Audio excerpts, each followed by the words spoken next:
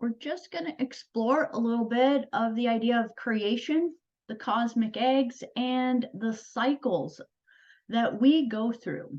That there is a way for us to get to understand in a greater way that these cycles all play a huge role in the evolution and the way in which our consciousness functions. And part of the reason why the Guardians were really kind of pulling me along this path in this last week is because we are all very significantly feeling on a massive level our consciousness going through this rewiring and this rearranging. We're having the ability to begin to sense our actual organs having to rebuild themselves in order to work through different layers of creation in a whole new way. And we say this is in a whole new way, but also that this is an evolutionary process that we have gone through before. But I will say that it is, as I really meditate on this, that this is not something we have gone through before in this body. I feel as though our body is actually constantly evolving. And so, therefore, even though there are similarities that we can work with, there is nothing that is exactly the same. And so, we are getting to be a part of actual creation in real time as we are actually writing the story. So as we get to kind of go through this, this is again something to really help us as we're working with this sacred circle time. We talked about this idea of the sacred circle, the journey of the sacred circle with the Lakota Sioux in that journey in the cycle as it follows the sacred stars, the Pleiades, the Sirius, stars in Orion, Cygnus, so on, these different stars in which they followed over months of a course of time, but we're in the time when that journey would have started. And we just went through a very powerful full moon, but we are just about a week and a half away to where it gets to now be an even more powerful amplification, which is going to be the new moon, which is occurring simultaneously with a solar eclipse. So very powerful energy as we're getting to experience this. So as we get to do this I'm going to actually start with the idea of the cosmic egg. We're going to kind of weave these in back and forth a little bit. And again, I think it's really quite humorous and fun that I didn't even realize this putting this together, but it's actually Easter today. So a way for us to really kind of look at this birthing that happens from the sacred egg. Why is the egg such a symbology in so many cultures? Truly, this one is actually depicting the Chinese mythology of creation. And all of these mythologies tend to have an energy with them about twins or the splitting of the two, or the splitting of the one into the two, that from the one, usually it is a divine being who literally creates themselves from nothing. So this is going to tie in. I want to bring in memories of some of our other conversations so we can weave them together. So we've had quite a few conversations around parthenogenesis, the triple birth, the virgin mothers, the cosmic dragons. We've had talks about chaos, about Nyx, the goddess of the primordial beginnings, right? And so now as we get to start to look at this idea of mythology, we're going to take it and start to expand it to now something that has come through, that this journey really started for this presentation through a lot of the journey through Cygnus and the Cygnus mysteries and working with the angelics and our winged tribes and our winged star families and races, the seraphim, many of them, and their implications of how they have worked with the earth realm. So we'll talk about this a little bit, but within even the stories within these different cosmologies, many of these stories start with the golden egg or the cosmic egg or the egg of creation, in which now when it cracks open, the creator then goes on to form all of the material realm. So from within it, all of the universe therefore spills out from it, and we have all of the planets, all of the stars, all of creation that is birthed within it. This is not a singular mythology. This is something through every culture around the world has some sort of cosmology that talks about in the beginning, in the story of this cosmic egg and the opening of the egg. And this cosmology comes from so many different cultures. I wasn't gonna go too much into how a lot of these are, because there's just so many of them. But there's the signification of that when the egg cracks, that this is the creation too of the heavens and the earth, or the splitting of the primordial waters. And so today we're going to focus a little bit more on the energy that we're going to talk about through the Dogon tribe and connecting this with the Sirius star nation. But I do want to say that through the Cygnus mysteries and through the study of the power of the star nation of Cygnus and their influence through our history, our genetics, the Cygnus star nation truly is one of the original indigo tribes and races. So when we talk about the Orifem, the Angelics, when we talk about the restoration plan, this Paladorian covenant, of which many of the higher councils came together to devise a plan in order to create a rescue mission for all souls that had entered into the denser realities or lower worlds, and to find the ways in order to assist them, which was to help recreate stargates and ways for them to emerge back out. And one of the plans, one of the ways in which this Paladorian covenant was put into effect, was that these avian tribes, these winged tribes, shared their feather. So we talked about this a little bit with even the mythologies and the stories of many of the indigenous tribes. And there is a story called the gift of the feather. And what the gift of the feather is that through this hybridization of many of these angelic races, there was distortions that were happening in our lower worlds, in these physical realities, where they were not staying in order. The DNA, the form, was not upholding enough of the consciousness in the form. Therefore, we were in what we might call dark ages. And I wanted just to start bringing this in because we're going to talk about Yuga cycles.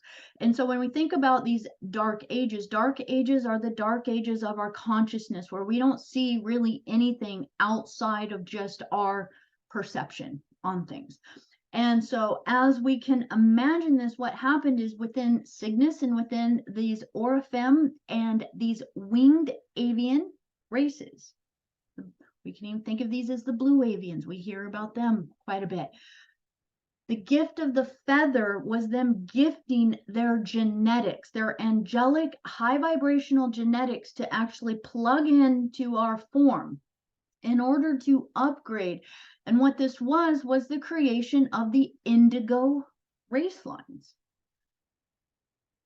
the sacred Christos race lines, that hold the genetic memories of how to move through the stargates, who are connected to the tri-founder flame or tri-founder families, the blue ray, the gold ray, and the magenta ray. And as we get to really tap back into this, these were the sacred bloodlines and lineage lines. Now, through the Cygnus story, this is really profound, because it's really a lot of the story takes place in Northern European. So one of the cosmologies that is really brought through is the story of the cosmic egg from the Hungarian mythology. And that when the swan, or they might have said a goose, but when the bird came and laid the egg, when it cracked open, that this was the creation of the cosmos, the creation of these realms, these worlds. And we're going to look at why do they call it an egg. We're going to look at it from the Loca perspectives of the interwoven worlds within each other. We truly, our universe does look like a massive egg from these higher dimensional perspectives. But within this, one of the things I loved about this the most is that from the Hungarian mythology of this cosmic egg, that the original beings that were seeded from, it was like this being that came and cracked open, and these star sparks came out. And as these sparks came out, they came out like fairies.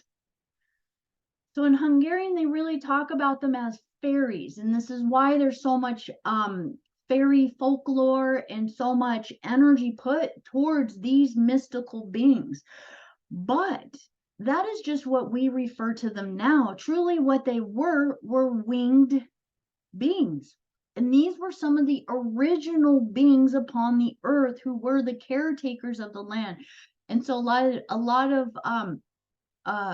our understanding of some of these original angelic races, if you will, upon the earth definitely took on different form.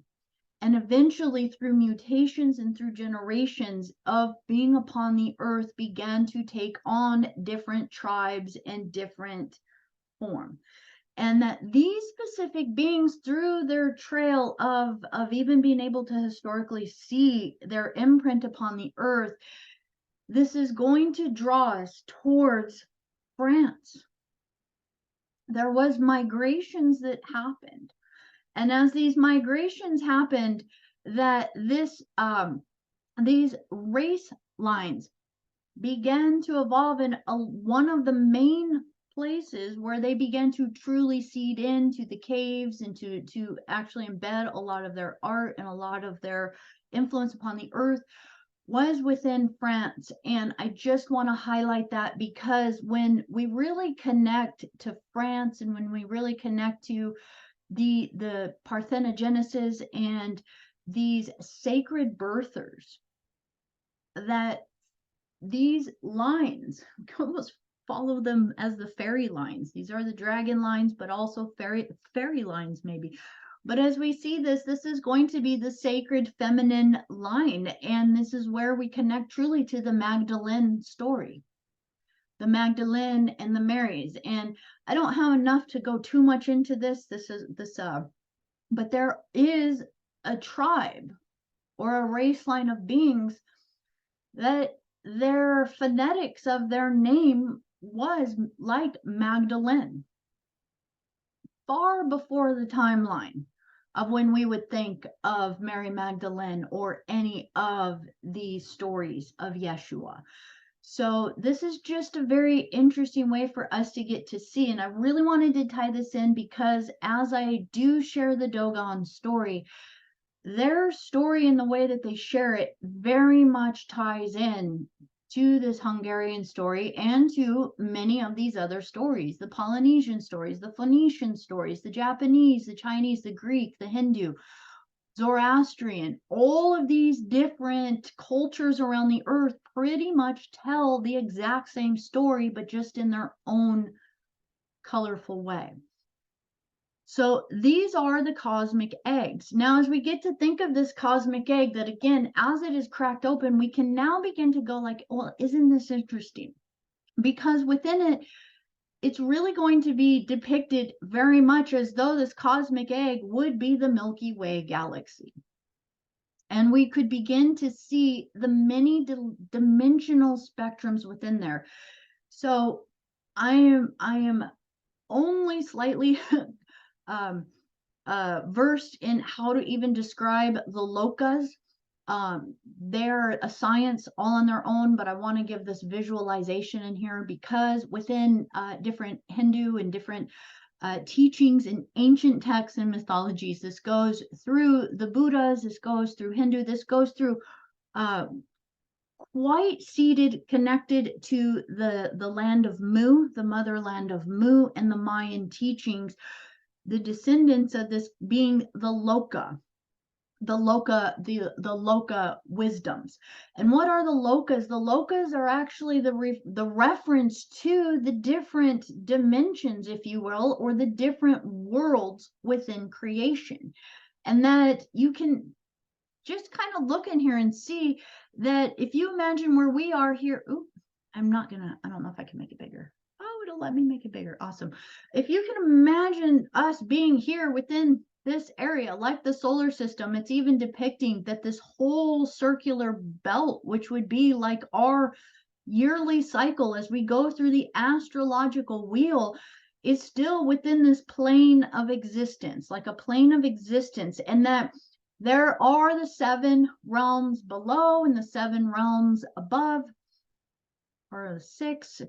And as you get to kind of see these realms, it as each of them goes up, there are guardians and beings, and they are their own entire worlds and realms. And that as we think of these, that these would be the places where we would think of the Buddhic levels, the monadic levels, the soul, the oversoul, the Christ avatar God self, as we kind of look at it like this. And so within many cosmologies, when you look at all of the cosmos, it's going to start to look like rings within rings within rings within rings. And this is for us to truly begin to meditate upon that all that you are seeking is truly right inside of you, because there really is nowhere to go. It's all existing right here, but just in different vibrational levels. All of it's right inside of you. So now as we get to imagine this cosmic egg, the spark is right inside of you. And we're going to get to see this even from the perspective of seeing that within this is really the birthing from the black hole, the womb, the place of no thing, which would be like a black hole, which would be like a 0-point field. And if you can imagine the 0-point field, that we could also realize that every single cell inside of our inside of our body is also holding within it its own gravitational field or black hole. That even our heart is known to have something called a magnetic monopole. And the magnetic monopole within your very heart is a replica or a quantum aspect or replication, or if we want to look at it from a holographic perspective, your magnetic monopole in your heart would be like the Shapley attractor, which is that aspect that is pulling us back into the heart of all creation. So now as we get to sense this, I'll work with me. Come on, I made it big and now it doesn't want to go.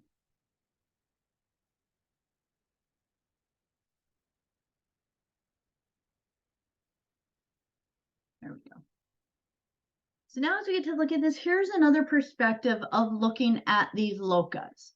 This is another artist rendition of what these locas would look like. But I also wanted to kind of give it in perspective is that we as a group look a lot at these Cathara tree of life. So as we look at the 12 tree grid of life, as we do our 12th dimensional shield, as we even start to connect to the 13th, the 14th, the 15th, the 16th layers and spheres, that we are connecting to other spheres, other worlds, other realms, if you will, that are pure replications of this world that we are in, but within a higher vibrational spectrum. And that as vibrational spectrums go higher and higher and higher and higher, that what happens is that the densities begin to dissipate. When the densities begin to dissipate, so do the polarities.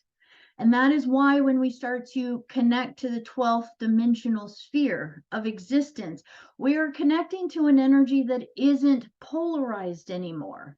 It comes back into what we would think of as the natural state of pure creation or existence, the Christ consciousness field.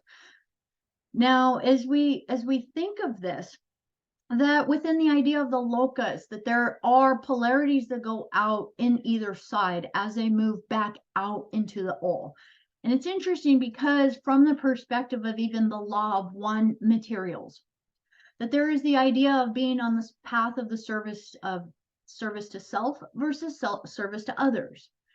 And that from the highest realms of existence, that there is no judgment which path you take, service to self versus service to others, but that at a certain dimensional vibration, you can only get so far on the path of service to self before the natural physics or laws of the universe actually will pull the soul to the pure non-polarized state again.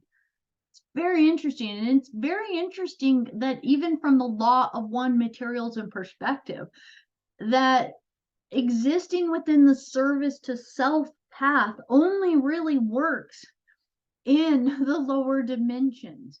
That it's possible within, say, the fifth, sixth, and even up a little bit higher, but it gets more and more difficult because you have to be so anchored into being service to self that you are withstanding such powerful forces of light, of heart, of love, of compassion in order to do it. And then again, the universe is not judging this because it is still having the experience of know thyself through that path. And that again, if it understands that at a certain level, it can only get so far before it ricochets back into the state of non-polarized existence anymore. This is just a different perspective for us to take because again, here within our reality, we are constantly trying to challenge the way that the universe is existing. We're going to look at this especially through the ideas of the yugas. So as we look at this, we can see this. And if you are, I am going to mention a term, and this is called Mount Meru, Meru. You'll see it in this picture here, right in the middle. There is a Mount Meru here on Earth. It is considered the sacred mountain.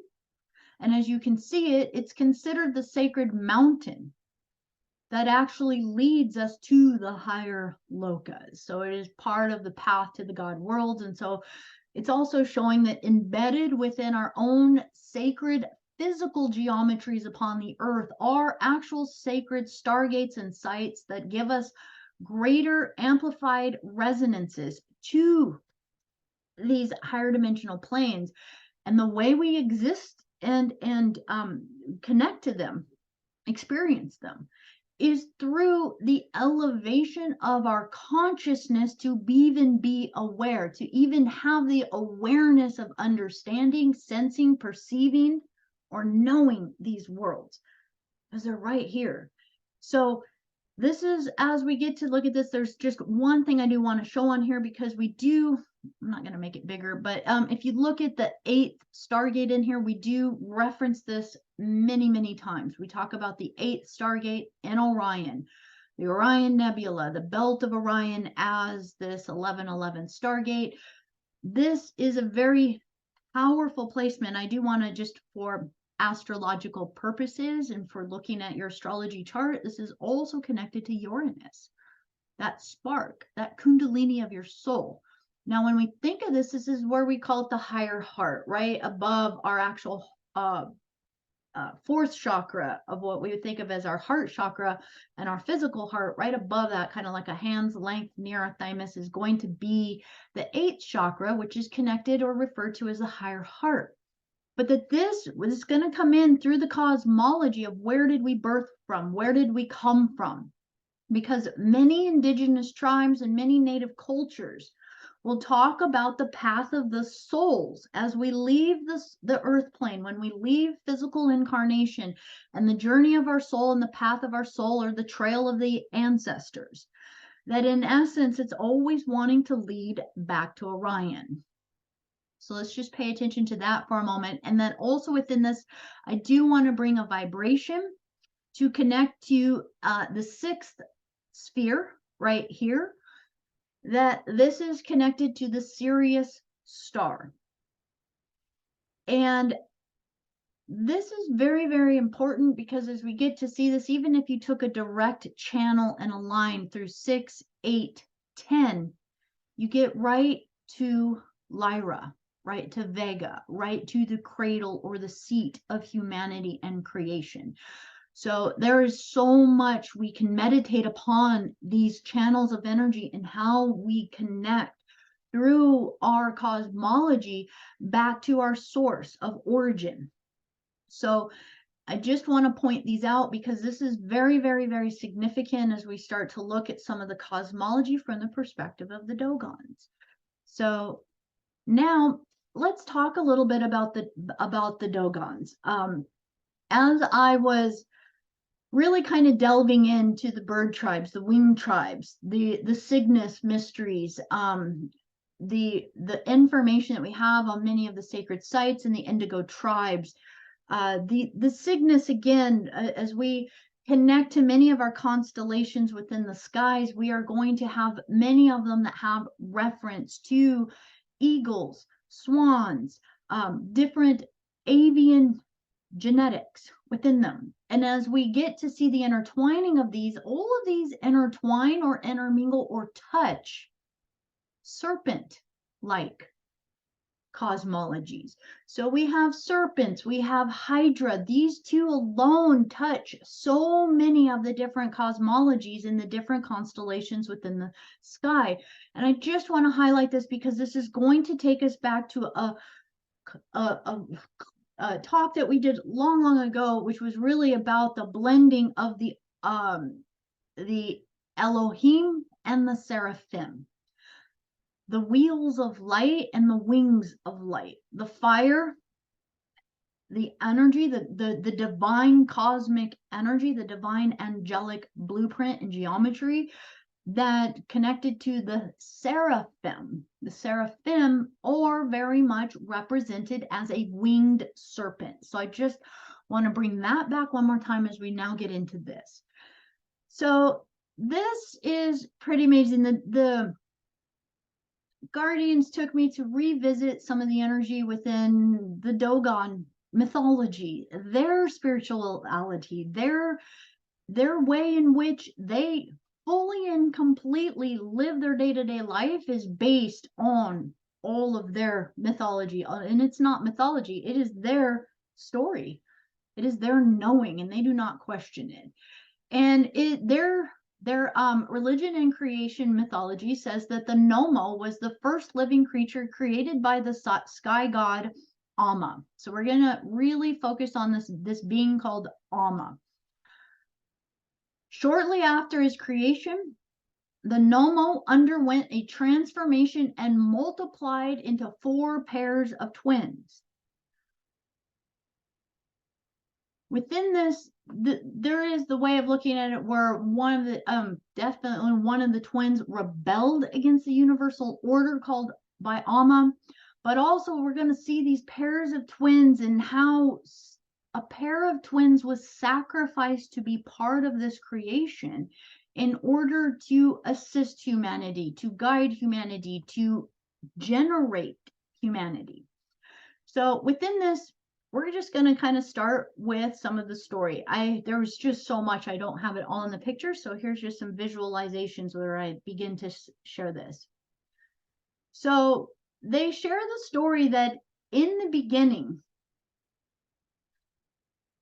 there was the cosmic egg, and within this cosmic egg existed Amma and Ogo. So we think of these twins in this pair. And the existence of Amma begins when this cosmic egg begins to reverberate through the 7 sacred words that were spoken into the seed or the pulp. When these 7 sacred words were spoken inside of the egg began reverberating faster and faster. It's as though once the word started to be spoken within the egg, it excited the energy within it. and it began to spiral, and it accelerated until the ball broke open, the egg broke open, and the membrane of it spilled out across the primordial matter, across the universe. And when it spilled out, the Dogon say that when it spilled out in tendrils, in spirals. And so within these tendrils or spirals, they called these the clavicles of Amma. Now, when we think of Amma is very much going to correspond with a lot of etymology around the world. Aman, Aman-Ra. So this is going to even be very close to where some etymology, Amen. And this is the primordial energy. Now, within this, when these 7 words were spoken, I want to just kind of just tie this in. We talk about the 7 sacred sound tones of creation. The 7 sacred sound tones from the primordial energy, or from the tri-founder seed, the Trinity wave, of which was the Ka, Ra, Ya, Sa, Ta, Ah, La. The rainbow spectrum, that of the one became the many. And each of the many now started to have their own individuality in which to express the different rays of the one. The Ka, Ra, Ya, Sa, Ta, Ah, La. And you can imagine, even from the Dogon, they're sitting there saying that these 7 sacred sounds or words were spoken. And as they were spoken, it excited the energy. It awoke creation. And as it did, it got so full of movement that it actually cracked the egg. And as the egg spilled out, the tendrils spiraled. And these were the clavicles of Amma, or what we would think of as the Milky Way galaxy. So we know when we look and you Google galaxies, how many galaxies are there? You're going to see that there are galaxies and galaxies and galaxies and galaxies, and they look so minuscule as you start to even compare it to the Shapley attractor. When we talk about that chamber in our heart, the magnetic monopole, we can realize that our entire Milky Way galaxy is just like a platelet of blood moving through the entire cosmos. And so our story that we're really focusing on is truly here, our Milky Way galaxy, and how our cosmic egg cracked open. And that from within it, all contained the all. That as this cracked open, that as it spilled out, it emerged into the 2. So this is where we really start to get the story of chaos and order, polarities, the different, like say the magnetic and the electrical energy, the electron and the proton, if you will, where we start to find the polarity of which all creation has to be created from. If we did not have polarity, if a magnet didn't have a positive and a negative side, creation would not be able to hold itself together. There would be no structure in this reality. It is because of polarity that we have experiences at all. Excuse me. So as we get to look at this, they say from their mythology that all of a sudden, from this spilled out and turned into the 2. And now we can look at this again as chaos and order. They looked at it as an idea of order and disorder. But this was also referring to, in many ways, the 2 different expressions of creation in which we know as the wave and the particle. So within this, we have Amma. They refer to Amma, which is the source in the creation of all, but of Amma also came Ogo, which would be the split. And they call Ogo would have been the trickster. Ogo would have been the one creating the chaos. Ogo would have been the one that was creating some mayhem. And they refer to Ogo, I believe, as a fox that that wanders the earth and creates mischief and is a trickster. But now I want to get into this. So they said when it shattered, that the origin point, or the navel, so think of the umbilical cord when you were born from your mother, or when you were born from the womb, this umbilicus cord, right, the navel. They said Orion was where it shattered and spilled out.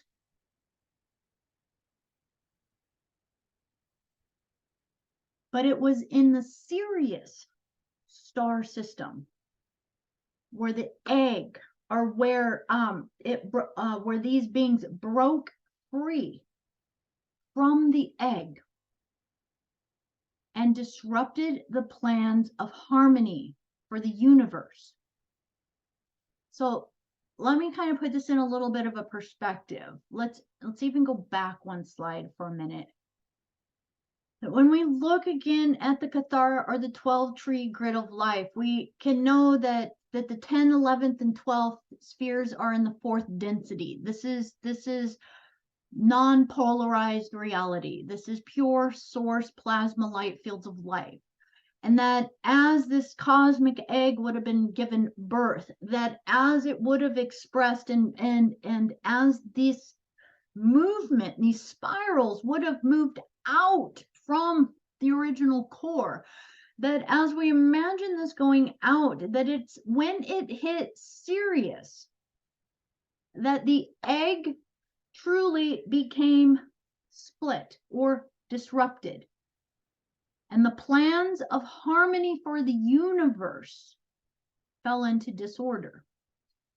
I think this is very interesting because we can sense that even at the 9th, 8th, and 7th dimensions, that this was still in the angelic orders. This was still within the higher densities and vibrations, what we might even think of as the Cadistu, or the designers, or the planners, or the architects of the universe, the creation of the spheres and the planets and how everything was lined out, right?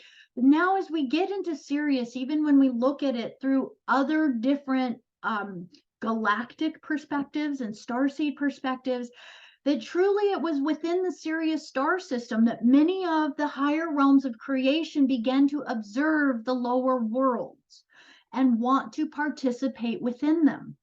But it was a danger, because when they entered into the lower worlds, many times they lost and forgot who they were and became part of that lower world.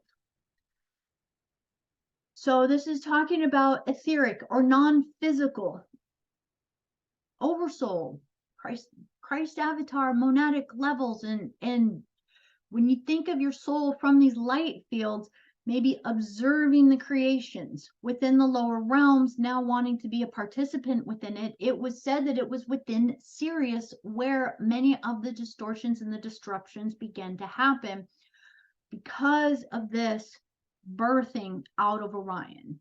Now, again, this is going to be really, we're just piecing a lot of different puzzle pieces together, so this is just kind of adding a perspective to it. That when Sirius broke free from the egg, it disrupted the plans of harmony for the universe, and disorder began to evolve. Now, even when we look at it from the Keylontic, or through, say, Lisa Renee's teachings in energetic synthesis, and when you really go in there, Orion used to be at a very high dimensional, high vibrational level. There was a lot of migration that went in. Yes, there was the Lyran wars, and we have the issues in Draco and so on. But in the Sirius star system, this is where we actually start to find the storyline of the hybridization and the creation of the Anunnaki. They are a genetic race line that was created primarily within the Pleiades, within the Sirius star system, and within Orion. But it is within the Sirius star system that one of the major conflicts starts to happen, where within Sirius A, there is digression happening with many of the male created genetic lines.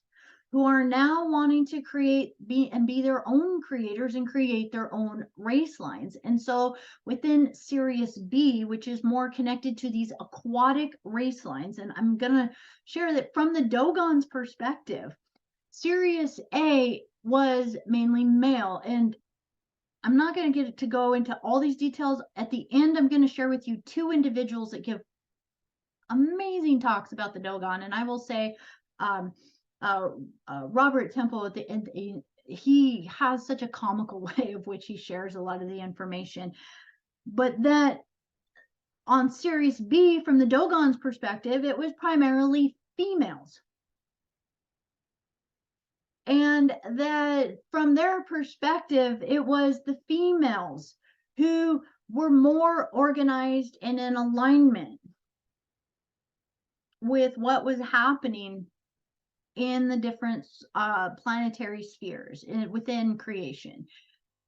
And I don't have it written down within here, but there is, of course, Sirius C from the perspective, and these tribes that have come from there to the earth are the ones that the Dogons are connected to.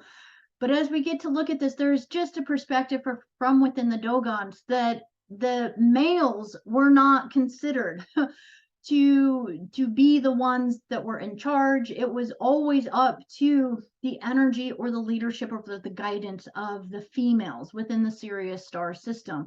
And that within the Sirius star system, we can understand these beings as primarily aquatic because they are the primary created beings from the primordial waters of the Creator.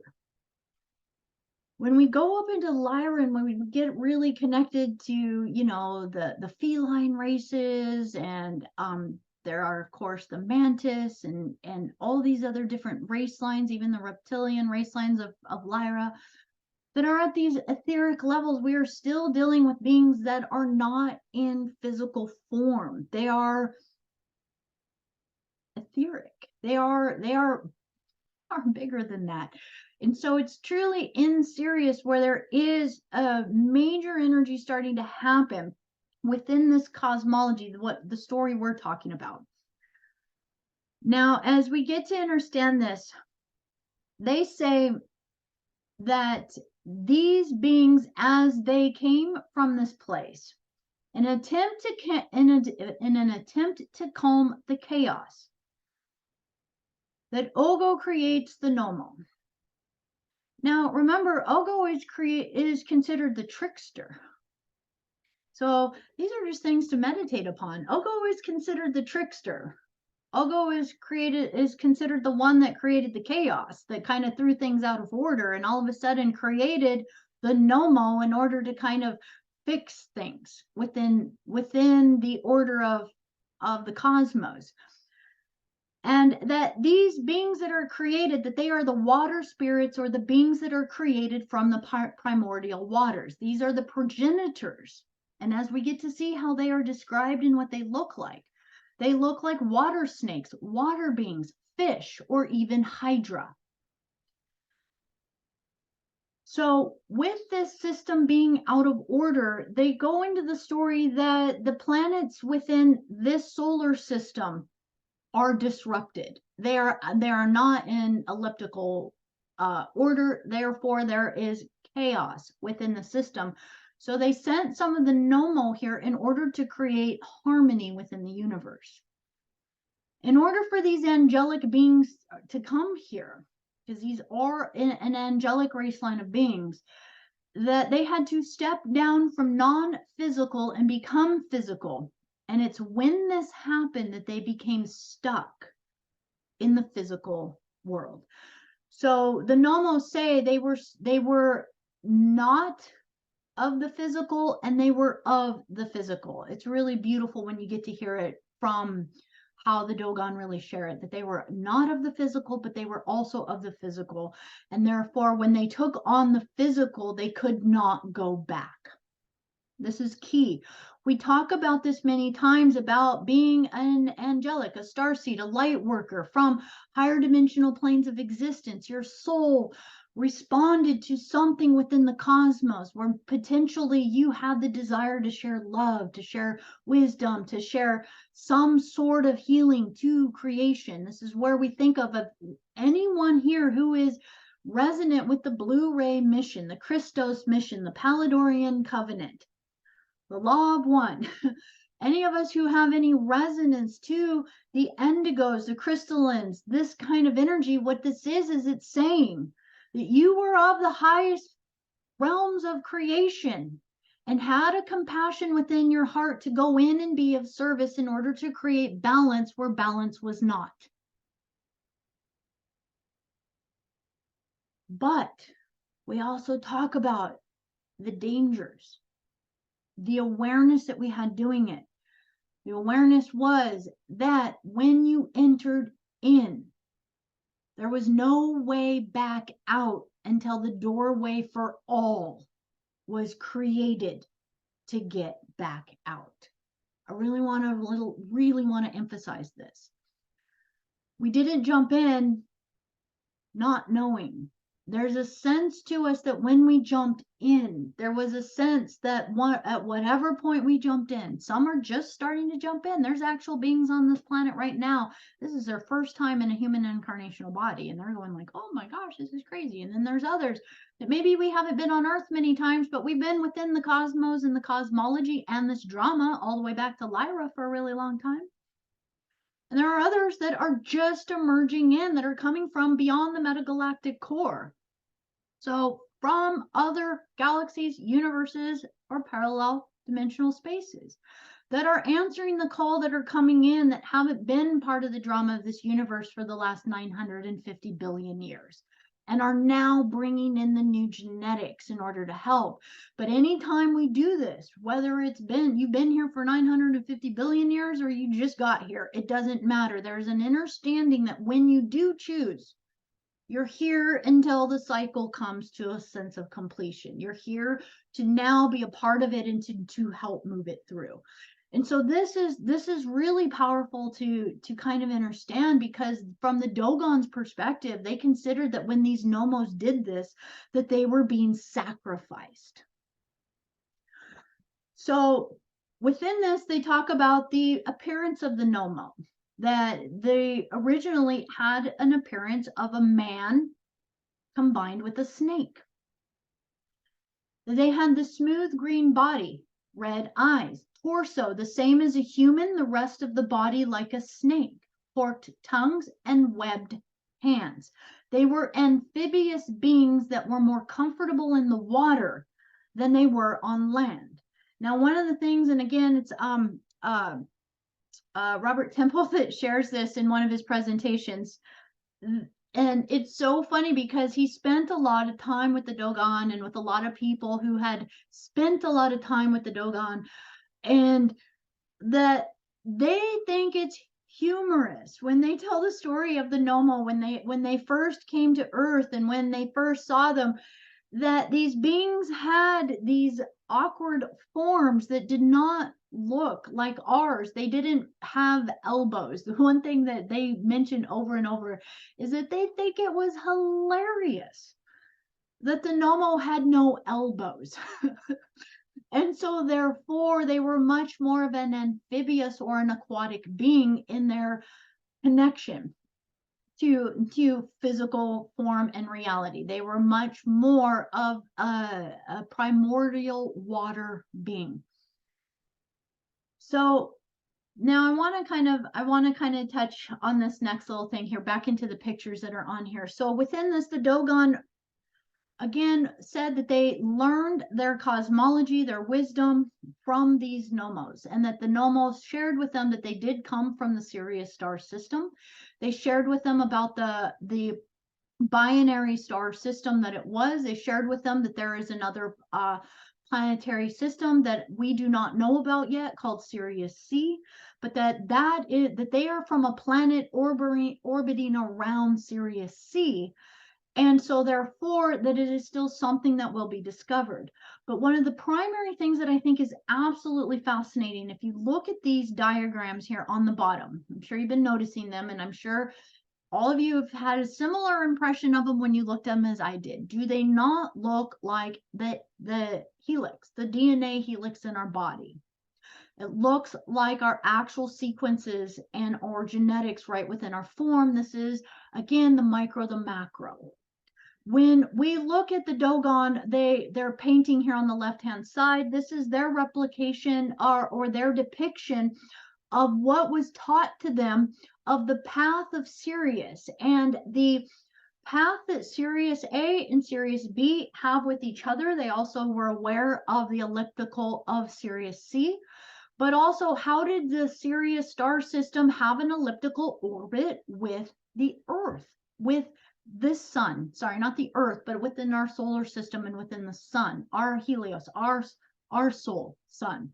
So that within these cycles and these patterns, many of their sacred numbers that they talk about make no sense to others. But when people begin to finally learn the astronomy of our solar system and of the different constellations, such as Sirius, they started to find out that the Dogon and their sacred numbers actually corresponded to the elliptical orbits and when our sun and the Sirius sun would come close to each other again. So we've had other conversations before about the power of our orbit and our harmony with the Sirius star system. Why is it so important to us? This is truly part of our inheritance in our genetics. The Sirius star nation is one of the most influential upon what has happened upon the earth. The genetics, our DNA, and our history, they are connected. They are descendants from Lyra. These are beings that are, again, more amphibioid in form, but many of the ones that eventually migrated and are connected from Orion are the ones that began to create a lot of the distortion, a lot of what we again will refer to as many of the Anunnaki or the Sumerian, or if we look at it as these sky rulers or the Titans, the mythologies that we know upon the earth. I don't care what history you look at, there's going to be a different way we see it. And so the Dogon live their life in harmony with these special cycles. And so their sacred new year, they follow the heliacal rising of Sirius. What the heliacal rising of Sirius is when it is the new year for them, but it is when the Sirius star is in alignment with our sun. And this happens once a year. This is also the sacred time or the new year considered from the Egyptians. They are not alone in these mythologies, and I'm only sharing it from their perspective, but I'm going to invite you to begin to see how this interweaves through many other indigenous cultures around the earth. Our different ancestral memories live within these cycles. The cycles that we have with Orion, with the Sirius star nation, and with Pleiades are the three major ones that we have, and that within that we have supporting roles with these other different constellations and star systems around us, such as Cygnus. But if we look at this, now we're going to get to realize this is an interweaving within there. And what's really powerful about this is we can actually have an awareness that the Dogon and how it was shared was that these Nomo created a great impact in the human races, the human species upon the earth, that these pairs that came to earth, that they basically, one way of looking at it is the creating of the tribes, or the creating of the different tribes or races on the earth, and that they all had a little bit of a different appearance to them. So now let's kind of play with some other stuff in here. I wanted to put a bunch of pictures on here so that we can start to see, again, this is not just Dogon history. This is in every culture around the world. As you start again to hear this about these beings that came to the earth that felt more comfortable living in the oceans or living in the waters, but could come to the land. Now we're going to get into, oh my gosh, Chinese mythology, Japanese mythology, Hindu mythology. We're going to look at the Mayas. We're going to look at the Aboriginal. We're going to look at the Polynesian. We're looking at all of these different histories. But one of the primary ways we really get to start to see these is through the Greek and these histories, through these mythos of these different gods or characters, which we know of as Titans or Olympians. That we get to start to go like, oh, okay, wait a minute. Now I'm starting to feel it in the real time connection. We talk about within the motherland of Mu, the Nagas, the Mayas, the original caretakers and progenitors are connected to these serpentine or dragon beings. And one of these times I'm going to put together a thing on the etymology of the motherland of Mu and the names of the Americas and the different states in the United States, in Mexico, down into South America. And as we start to look at many of the names and the etymology within all of these different, this entire motherland of Mu, which was pre-Atlantean and pre-Lemurian, we're going to see that these are all referring to and honoring the dragon. And so we see that within these beings, these gods, these deities, many times, again, followed that same depiction. The torso of a human, but the tail of a fish. Now, this is going to tie into so much of the sacred geometry, the Vesica Pisces. This is even going to tie into why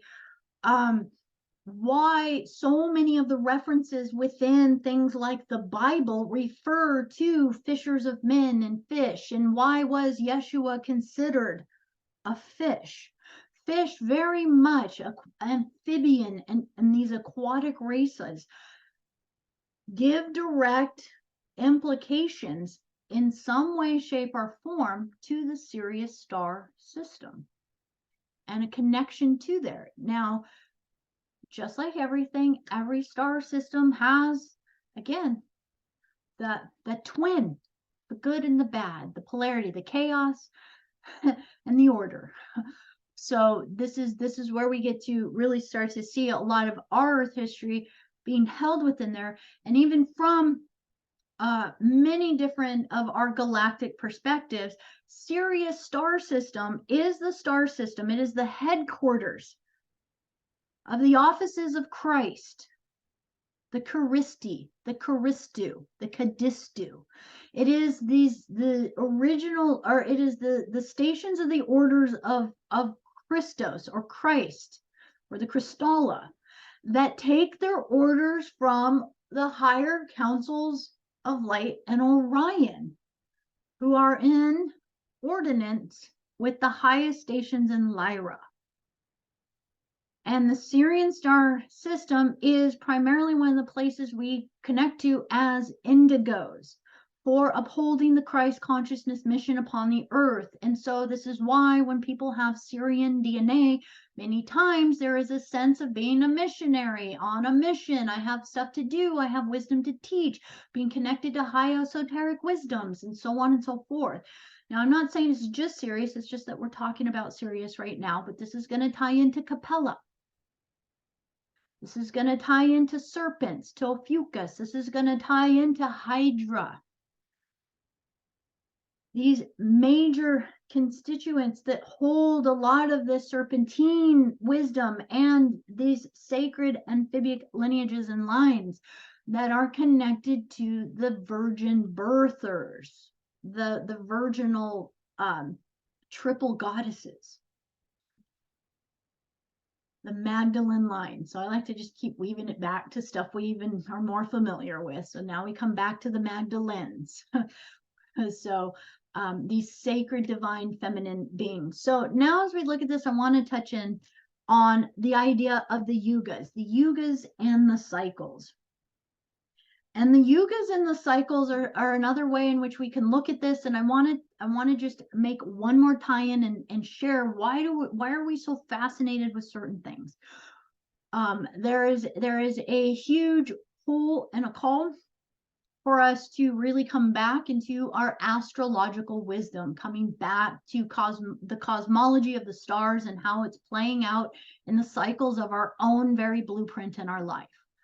And that the masters in the wisdom ages and in the ancient ages were the ones that knew how to read the birth charts in order to be able to share with others the wisdom of the stars and one's souls, where one soul was from and where one soul was going.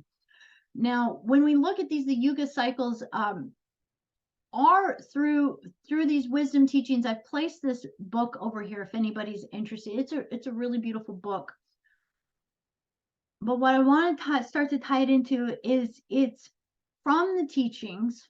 This Yuga cycles have been taken from the teachings of Sri Yogstar. I'm gonna go totally off on how I'm saying this because I'm trying to read it, but I can't see all the letters. Yekswar and Paramahansa Yogananda. So, and I've totally butchered both of those names. I'm so sorry. I hear them all the time, but I never really say them out loud. But Yogananda, this is going to both tie into the Kriya Yoga teachings. But here's something that's very interesting that I've recently found out. So we do have a beautiful type of astrology that's available to us that is actually called evolutionary astrology. It was brought to us by Jeffrey Wolf Green. He has since transitioned and not in physical form anymore. This is something that is really about the evolutionary soul of the path. And I always thought it was really interesting because he, very much like Ra-Uru, who brought forth the human design chart wisdom for us to look at our stars and our birth chart wisdom through.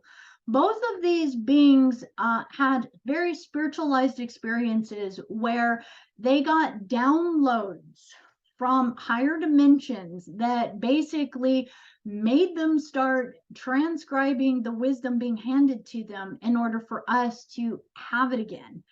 And Jeffrey Wolf Green said that when he got the information for evolutionary astrology, it came to him in Sanskrit. And that the whole system and all the information of it came to him in Sanskrit. And it was passed on by the guru. And that he had to actually spend all this time. He said it was actually very difficult to now take Sanskrit and then translate it into English. But his job was to, in essence, take the ancient ways of working with the stars and the soul's journey through the cycles and now translate it in order to bring it into a language that was more accessible for more of humanity. The time was of the essence. Same with Ra-Uru. He got a system that came through that it again came to him not in Sanskrit, but in a very powerful way, but also from an energy of a being that was again bringing back ancient technologies of working with the stars for us to understand our soul path so that we could have a higher consciousness of self-directing our path and where we are choosing to go. This can only happen at certain times within the cycles of the universe. This is called the Yugas. And these Yuga cycles have set years or spans of time, and they go in cycles, just like the seasons. But that at these different cycles that they have to do with our orbit through the cosmology, through the universe as we align to the galactic center. So this has a lot to do with how we align to the galactic center. So within our Milky Way galaxy and how we align to the galactic center, that when we are at the furthest distance from it within the cycle, it is when our consciousness becomes in the Kali Yuga phase, which is considered the material ages or the dark ages. And I'm going to very quickly go through this because I know we're getting late on time. And these material ages are when we can't really function outside of just our physical reality and what we see in front of us. Fire, food, survival, mating, whatever is needed just for survival. These are the times when usually the rulers or emperors or certain people could rule the people through these levels of fear, and these people would not question it. So these would be the times of fully and completely being in a state of oh, the word is slipping me, but we're superstitious. That is the word I'm looking for. We become superstitious. We become, this is the time, and here's certain things, as we look at mythology and the goddesses, and as we look at the ways, in many of the ways the gods and goddesses were honored, that if a god or a goddess had an affiliation to a particular animal, this is called Yuga energy, that in order to receive blessings or abundance, what would they do? They would go sacrifice, they would go find that animal upon the earth and kill it and sacrifice it to that god or that deity in hopes that that god or that deity would now bring that energy to them. This is Kali Yuga thinking. This is thinking at such an archaic level that it's like, oh my gosh, it's like the volcano. We want to keep the god of the volcano happy. So quick, get the virgin female and take her and hike her to the top of the volcano and sacrifice her into the volcano so that we will have another year of not being disrupted by the god of the volcano, right? This is Kali Yuga thinking. This is the thinking that is completely subservient and controlled to some sort of fear or some sort of dogma with outside oneself, and all they can see is that which is right in front of them. There is no higher consciousness thinking. And these are the times when many of the Kumaras will come into incarnation in order to seed more light upon the earth, in order to help maintain the consciousness of humanity as it will eventually move into the Dwarpa stage of being. And so this is considered the energy age. And so this is the age that we are actually at that we are in right now. And that as we move through the Dwarpa stage, this is where now it starts to go from being in a state of just survival and whatever I see in front of me, and being superstitious and thinking, oh my gosh, in order to keep a dog from biting me, I have to go kill a rabbit in order to still stay safe. Silly things like this that we don't consciously understand. And now we start to move into ages of beginning to expand oneself. And I'm going to actually move into this next slide here to get to see this. So from this perspective, and you can see 2012 AD right here, Dwarpa stage, that there is quite a bit of cycle if we look at it from this perspective before we even get to the Silver Age, let alone the Golden Age. And this is where it gets really interesting, where, a lot of people really are like, oh my gosh, I'm just going to move to 5D Earth and I'm going to live in this perspective. And what we don't understand is there's no way to exist in that type of reality with any of the level of thinking that we have right now. There is not a single thought we are thinking in our head that would actually really work or function in that reality, because again, it is all based on heart consciousness. And we are not much different as far as existing within, say, the Silver, the Golden Age, than, say, trying to take someone from the medieval ages or some primitive tribe sacrificing some maiden to a volcano in order to keep it safe, and going like, oh yeah, no, this is how the physics works. If we sacrifice the body, this is how we stay safe. And we can understand this because it's like we aren't that far out of primitive thinking upon the earth, even if you primarily look at the medical model of how we are still dealing with medical ways of health and healing upon the earth, that even just 200 years ago, The idea of washing your hands in order to not spread germs was almost like considered ludicrous or crazy. So this is where we are evolving consciously with a lot of this creation. And so from this, we can see, and this is from Yogananda, that the Greeks called it the great cycle, the great year. The Indian yogi culture called it the Yuga cycles. And through these ages, mankind was again and again lost and then gained knowledge of the physical laws governing it. Thoughts are universally rather than individually rooted. So what he was saying is that through these ages, mankind again and again lost their knowledge and then had to come back into it. And the knowledge that was lost was the knowledge of the physical laws governing the universe. We forget about how things work in the higher spectrums. So we are truly in an age that is now really technologically advancing, but it's still self-serving. The Dwapara stage is considered the stage where people are now wanting to self-venerate.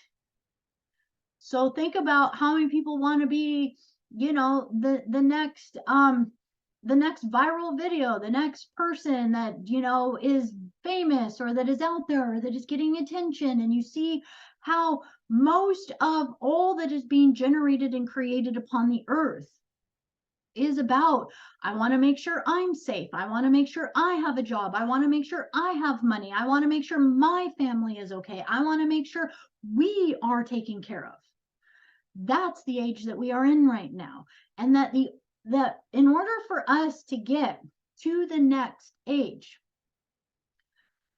to get to this Trita Yuga, that there is not a single thought that resonates with that me or my or I want to shine mentality that will ever even exist in the next level of thinking. And that even within the golden age, it is a whole other level of being.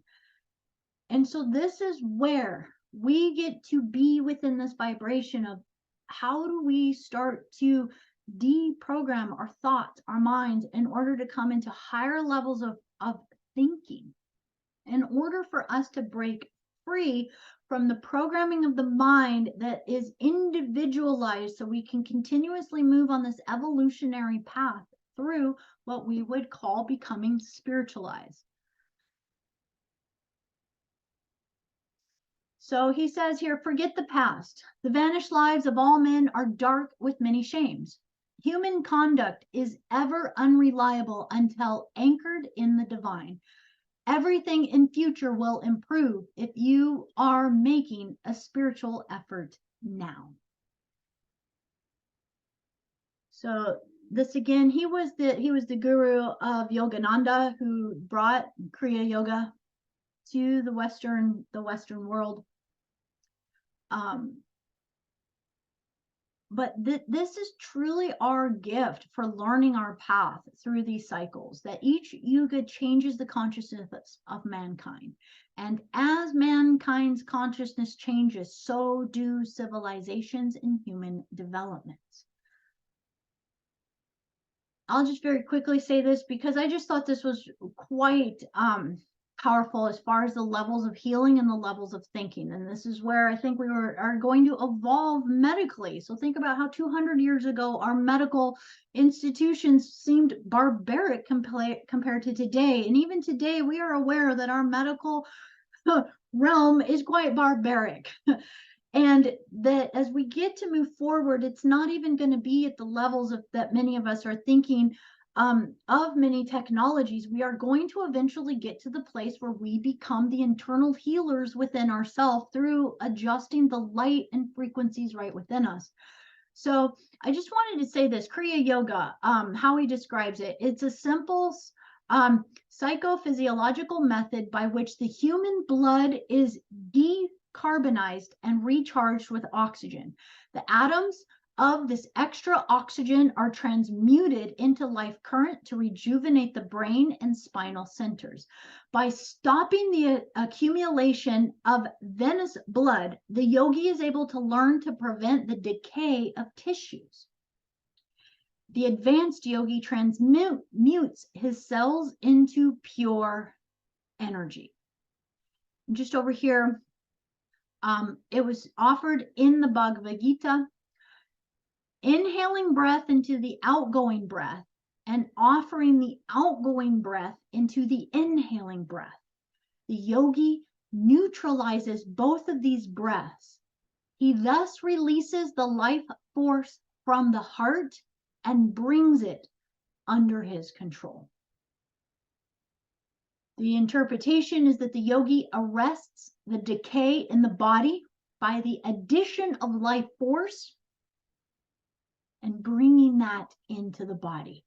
And even this quote here, imagination is the door through which disease as well as healing enters. Disbelieve in the reality of sickness even when you are ill. An unrecognized visitor will flee.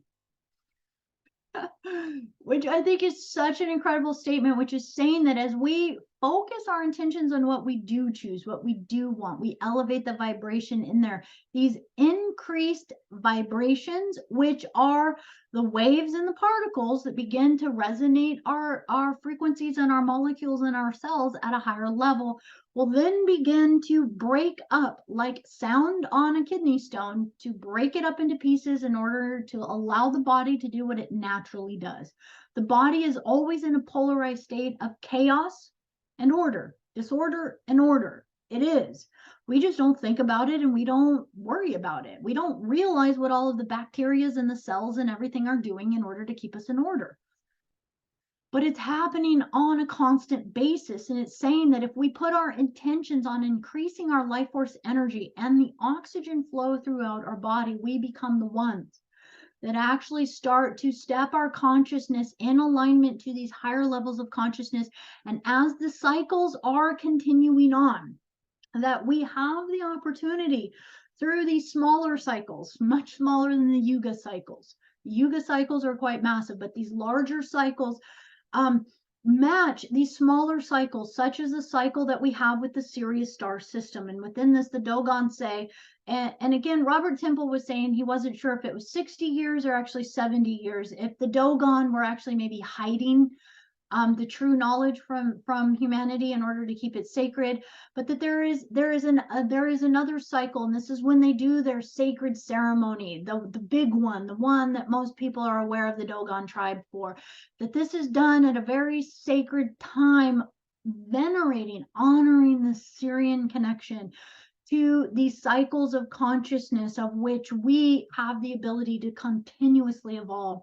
So I've added these two on here, these two books, Robert Temple and Laird Scranton, two really beautiful beings that they have a lot of books, but if you want to go on YouTube and just look up and listen to some of their presentations, incredibly beautiful. So I just wanted to share that with you, that as we get this opportunity to look at this, find within your own history, how do you come into harmony again of where does this play out?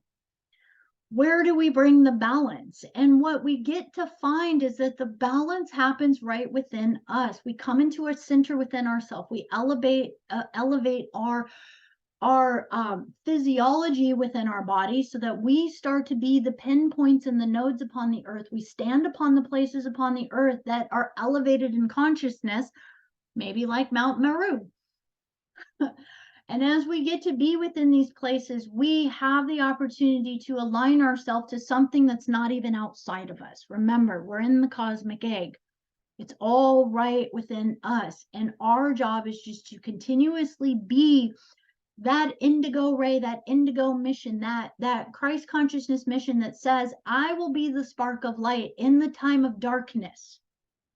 In order to beat my drum, sing my heart song, be the music of the spheres, so that you perpetually keep the song going for whenever those who are awakening and ready to hear it, they will be the ones.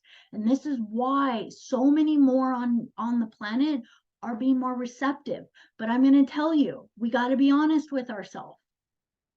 We're finding a greater community and we're getting really excited to be together with each other. But we are still the minority. There are billions of people upon the planet. And this conversation that we're having, there are billions that are not going to choose to care about this conversation we just had. So our job is to just keep holding. Let us be the starlight that starts to create the gravitational field. Let us learn our own physics within ourselves so that we become a gravitational orbit for others who are starting to get intrigued by the spark. Do not get disillusioned. Like Shriyari was saying, even if you are ill, do not focus on it. Focus on the light. We are in a polarized reality. It's okay. Part of the experience. But that we are in a beautiful cycle right now, and as we get to move through the cycle of this year, this is a very sacred time for us. Play with this information. Be with it in however it guides you or leads you. Up until the next new moon. This is a very important time for us to plant our intentions of what we are intending for this next greater cycle around the year. So I just want to thank you guys so much for allowing me to share this with you. Happy Easter. Play in nature. Say hi to all the little snakes out there. Really be within the metaphor of another expression of why is Easter about the egg. Another potential perspective, but that as you feel guided to explore cosmology of the cosmic egg, find that within yourself, find that within your own history, and start to remember all of the different aspects that you are within that. So thank you guys. I love you. Have a beautiful day.